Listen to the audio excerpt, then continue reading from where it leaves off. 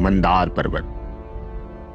बिहार के बांका जिले में स्थित मंदार पर्वत सिर्फ एक पर्वत नहीं है, वरन अपने साथ कई युगों को एक साथ समेटे हुए जीवंत प्रमाण है।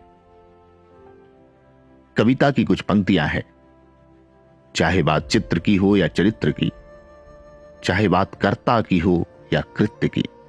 राम भी है, राम सेतु भी है, और यहां अग्नि को शुद्ध करती हर घर में सीता है। भारत वर्षों में नहीं बताया जाता, भारत युगों में जीता है, भारत युगों में जीता है। भारत का इतिहास वर्षों में नहीं समेटा जा सकता है, यह युगों का इतिहास है, और इसी युगों के इतिहास का एक जीवित प्रमाण है बिहार के बांका में स्थित मंदार पर्वत। पुराणों में 7 प्रमुख पर्वतों को कुल पर्वत की संज्ञा दी गई है, जिनमें मंदराचल, मलय, हिमालय, गंधमादन, कैलाश, निषद और सुमेरु के नाम शामिल हैं। ब्रह्मांड का सबसे वृहताकार शिवलिंग भी यही मंदार है। धर्म ग्रंथों के अनुसार एक बार महर्षि दुर्वासा के श्राप के कारण स्वर्गलोक शक्ति, ऐश्वर्य, धन और वैभव आदि से हीन हो गया था। तब सभी देवता भगवान विष्णु के पास गए। भगवान विष्णु ने फिर उन्हें असुरों के साथ मिलकर समुद्र मंथन करने का उपाय बताया।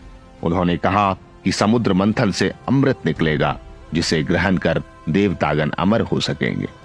एक मान्यता यह भी है कि दैत्यराज बलि का साम्राज्य तीनों लोकों पर हो गया था। इंद्र सहित देवतागण उससे भयभीत रहते थे। इस परिस्थिति में देवताओं की शक्ति बढ़ाने के लिए भगवान विष्णु ने देवताओं को सलाह दी कि आप लोग असुरों से दोस्ती कर लें और उनकी मदद से क्षीर सागर को मथ कर उसे अमृत निकालकर उसका पान कर लें। समुद्र मंथन की बात जब देवताओं ने असुरों के राजा बलि को बताई तो वो भी समुद्र मंथन के लिए तैयार हो गए। फिर वासुकी नाग की नेति बनाई गई और मंदराचल पर्वत की सहायता से समुद्र मंथन किया गया। इसी मंदराचल पर्वत को आज मंदार पर्वत के नाम से भी जाना जाता है और इसे भगवान विष्णु के निवास स्थान के रूप में भी जाना जाता है।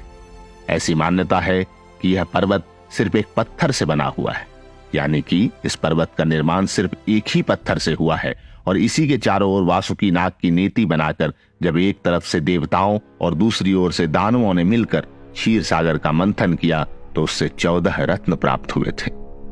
आपकी जानकारी के लिए बता दें कि समुद्र मंथन के दौरान सर्वप्रथम कालकूट विष निकला था, जिसके ताप से समस्त सृष्टि में हाहाकार मच गया। तब इसे भगवान शिव ने ग्रहण कर लिया। इस विष के कारण महादेव का कंठ नीला पड़ गया, जिस कारण उन्हें नीलकंठ भी कहा जाता है। समुद्र मंथन के दौरान दूसरे स्थान पर एक दिव्य गाय की उत्पत्ति हुई थी, जिसे कामधेनु के नाम से जाना जाता है। समुद्र मंथन के दौरान उत्पन्न हुए सफेद रंग के घोड़े को घोड़ों का राजा उच्चश्रवा कहा जाता है। इसे असुरों के राजा बलि ने अपने पास रख लिया था। एक सफेद रंग का हाथी ऐरावत, जिसके 4 दांत थे और जिस हाथी की चमक को कैलाश पर्वत से भी अधिक बताया जाता है, इसी समुद्र मंथन से प्रकट हुआ था। इसे देवराज इंद्र ने अपना वाहन बनाया। समुद्र मंथन में 5वें क्रम पर कौस्तुभ मणि उत्पन्न हुई, जिसे भगवान विष्णु ने अपने हृदय पर धारण कर लिया। इच्छा पूर्ति वाला एक दिव्य वृक्ष कल्प वृक्ष, रंभाराम की एक अप्सरा, धन की देवी माता लक्ष्मी, चंद्रमा, मदिरा, परिजात पुष्प, पांचजन्य शंख भी इसी मंथन से निकले थे।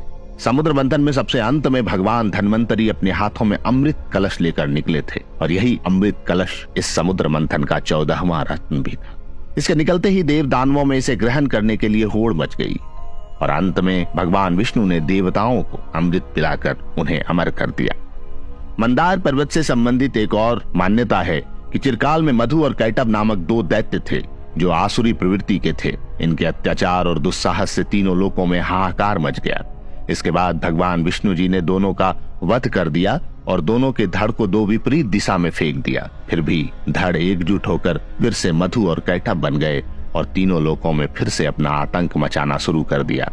इसके बाद भगवान विष्णु जी ने आदि शक्ति का आवाहन किया। कालांतर में भगवान श्री हरि विष्णु जी ने मधु और कैटभ को पृथ्वी लोक पर लाकर मंदार पर्वत के ही नीचे दबा दिया ताकि वह फिर से उत्पन्न न हो सके। ऐसी मान्यता है कि मधु और कैटभ ने मकर संक्रांति के दिन भगवान विष्णु से उन्हें दर्शन देने का वरदान मांगा। दानवों के इस मांग को विष्णु जी ने स्वीकार कर लिया। कालांतर से भगवान नारायण मकर संक्रांति के दिन मंदार पर्वत पर उन्हें दर्शन देने आते हैं। पुराणों में वर्णित है कि यह क्षेत्र त्रिलिंग प्रदेश के नाम से भी जाना जाता था, जिसमें पहला लिंग मंदार, दूसरा बाबा बैद्यनाथ और तीसरा वासुकीनाथ था। मंदार पर्वत के ऊपरी शिखर पर विष्णु मंदिर है और बगल में जैन मंदिर भी है। नीचे काशी विश्वनाथ मंदिर है। भगवान शिव का पहला निवास स्थल मंदार ही था।